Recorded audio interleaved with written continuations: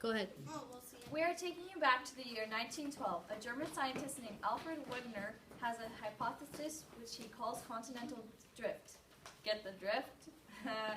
In short, this idea states that the continents were once joined together but have since broken apart. While the trial of Wegener's theory actually took place in the scientific community and not in a courtroom, we will construct this scene as if it had.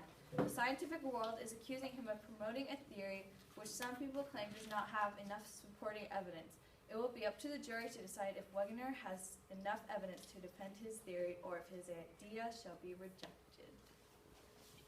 The case of Science versus Alfred Wegener, number 238D, is now in session. The Honorable Judge Earth be moved is presiding. All rise.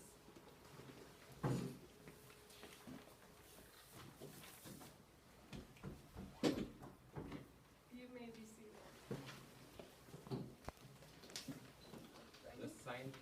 The scientific world is charging Alfred Wegener with teaching his theory that the continents are moving when he has little supporting evidence. Alfred Wegener has decided to defend himself, so he will be allowed to present his case first. Honorable Judge and members of the jury, I have been studying the earth for many years, and I have come to understand that the continents were not always in the same position as they are today. The continents were once connected in one huge landmass, and since then they have been moving or drifting apart. I call this theory continental drift. The witness, as I call, are sound scientists who served as careful assistants through many years of research. After hearing their testimonies, I am sure there will be no doubt in your minds that I am innocent of the outlandish charges against me. Objection. Alfred Wegener is stating his idea as truth before presenting any evidence. As you all know, we need evidence to be convinced. Judge, first be moved. If the prosecution will allow, I'll present enough evidence to convince anyone that the continents have indeed moved. I now call my first witness, Dr. Jigsaw. Dr. Jigsaw, please take the stand. Dr. Jigsaw, do you swear to tell the truth, the whole truth, and nothing but the truth? I do. You may be seated. Dr. Jigsaw, please tell the court what evidence you have that the continents have moved. It should be obvious to anyone who has seen a map that the continents of South America and Africa, like this picture shows, could fit together to make one continent. In fact, all of the continents are just like a giant puzzle. One piece fits inside of another, making one huge continent. For the record, you believe the continents were once connected together as one landmass and have since drifted apart? Absolutely, without question. No more questions for this witness, Your Honor.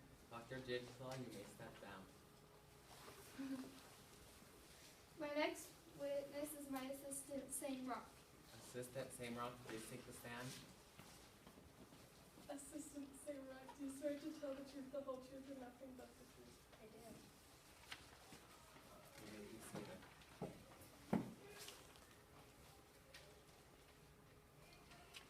Assistant Same Rock, what evidence do you have that the continents have moved?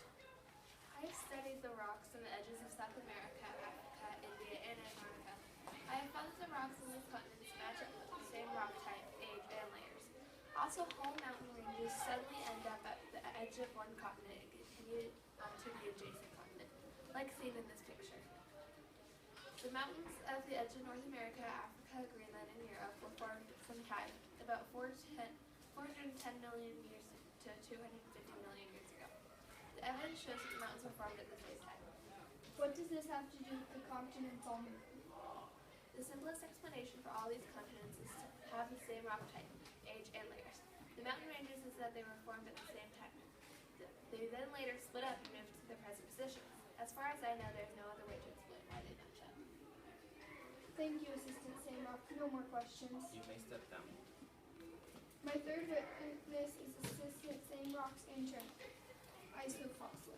Intern Isophosil, will you please take the stand?